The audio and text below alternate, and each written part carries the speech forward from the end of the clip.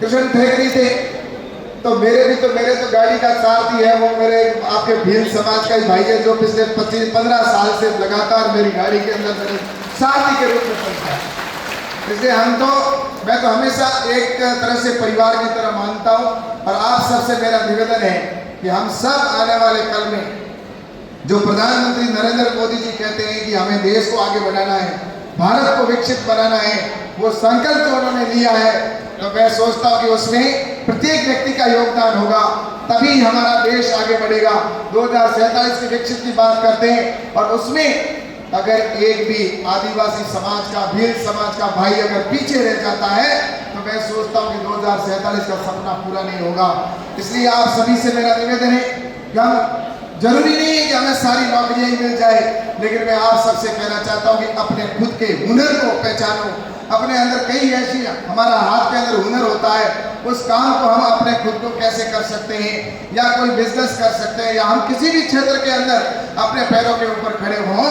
और मैं आज, मुझे बहुत खुशी है कि भील समाज का कोई भी व्यक्ति देखता हूँ तो उसके अंदर सामर्थ्य में कोई कमी नहीं है, मेहनत का वो पसीना बहाने वाला समाज है। लेकिन मेहनत के साथ अगर थोड़ी टेक्नोलॉजी जुड़ जाए, थोड़ी शिक्षा और जुड़ जाए, तो मैं सोचता हूं कि शिक्षा, तकनीकी और आपकी मेहनत अगर आपने ईमानदारी से कर दिया और यहाँ से हाथ खड़े करके आप चले गए कि आज के बाद हम शराब नहीं पिएंगे, आज के बाद हम किसी प्रकार का नशा नहीं करेंगे, तो मैं सोचता हूँ कि वो अचीवमेंट आप प्राप्त कर सकते हो, वो आप में ताकत है, मादा है, लेकिन अंदर के आपको पहचानने की जरूरत है।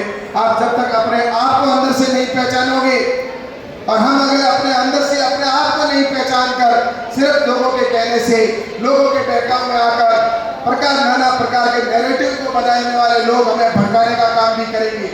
मैं आपसे निवेदन करना चाहता हूँ, हमारे बीच में राजनीतिक कुछ लोग होते हैं जो आकर हमें भड़काने का काम करते हैं, हमें लड़ाने का काम करते हैं। कुछ लोग इस प्रकार की भ्रांति की बातें करते हैं, उनको हमें इस नैरेटिव के साथ ही हमें भी, हम सनातन में विश्वास करने वाले लोग निश्चित रूप से आने वाले समय के अंदर हम आने वाले देश को मजबूत करने में भील समाज का, आदिवासी समाज का निश्चित रूप से बहुत बड़ा योगदान होगा।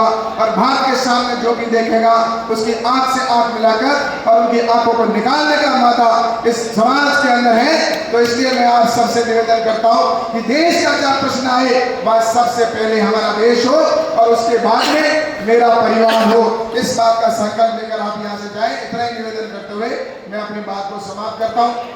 मुझे आगे और कार्यक्रम में वहाँ जाना है। आदुराम जी आपके बीच में हैं, आदुराम जी अपनी पूरी बात को कहेंगे, तो मैं आप सबसे यही कहूँगा कि आदुराम जी को और बाकी वक्ता जो है उनको आप सुनेंगे।